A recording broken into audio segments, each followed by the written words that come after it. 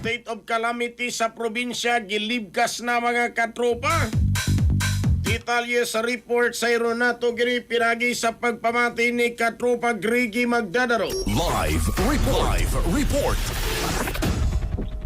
Yes, formal ng gilibkas ang pagdeklarar sa probinsya Sugbo sa state of calamity sa miaging tuig. Human gumigo ang linog niadto September 30 sa miaging tuig o nasundan sa bagyong Tino niadto November 4 usab sa miaging gihapon nga tuig.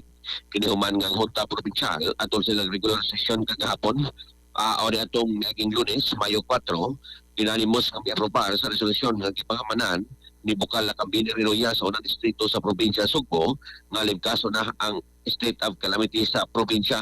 Giduso ni Rinoya ang mga resolusyon human ang Provincial Disaster Reduction and Management Council kung PDRRMC nga gipanguluhan ni Governor Pamela Pambaric 4 may rekomendar sa paglibkas na sa mga deklarasyon. Kini human usab nga nakumpirmar sa PDRRMC nga andam na sila sa transition gikan sa emergency response ngadto na sa recovery o rehabilitation base sa rekomendasyon sa PDRRMC obo sa resolution number 02-2026 nga gipitsahan atong Abril 1, 2026 ang paglibkas sa deklarasyon mo'y maghataw kahiyunan sa kagamanan sa probinsya Sugbo nga balik na sa normal ang long-term development initiative sa probinsya Sugbo. Matod sa mga resolusyon sa PDRRMC, ang emergency effort na kumpleto na ang mga evacuation center na sarado na usab o ang mga basic service o community supply na balik na sa normal nga level loko probinsya Sugbo.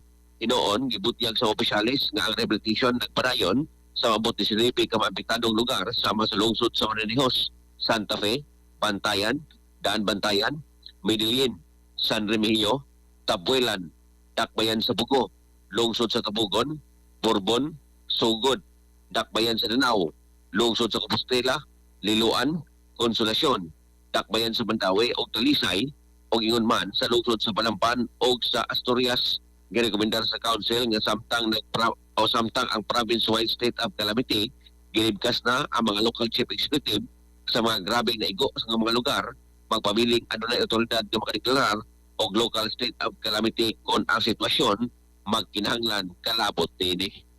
Sa ato mga katropa diha nga nagkalubog og naghanap ang pananaw inom kanunay og Vision X Plus of gel capsule gumikan kay kini kompleto sa mga phytonutrients nga maapektar sa ato mga mata. Ando na kini lutein, beta-carotene, vitamin E ug zeaxanthin. Alang sa Pilipino para sa Pilipinas, kini katropa Greg Magdaro, XFM News. XFM report. Cellphone Plus Gold, mapalit sa mga butika sa inyong lugar.